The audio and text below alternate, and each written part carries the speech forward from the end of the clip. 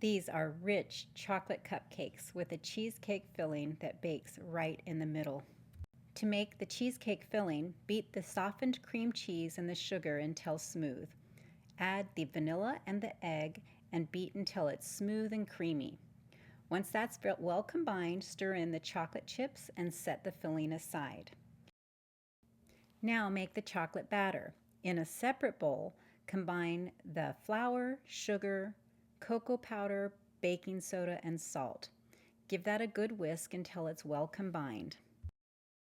Next, you're going to add the liquid ingredients. That includes the milk, vegetable oil, white vinegar, and vanilla. Once that's all added, give it a good whisk until the batter is nice and smooth. It's going to be pretty thin batter, and that's fine. Divide the chocolate batter between the cupcake liners. Spoon about 1.5 tablespoons of the cheesecake filling into the center of each cupcake. You don't need to swirl it, the filling will settle into the middle as it bakes. Bake them for about 20 to 25 minutes until the centers look set and a toothpick inserted into the chocolate portion of the cake comes out clean.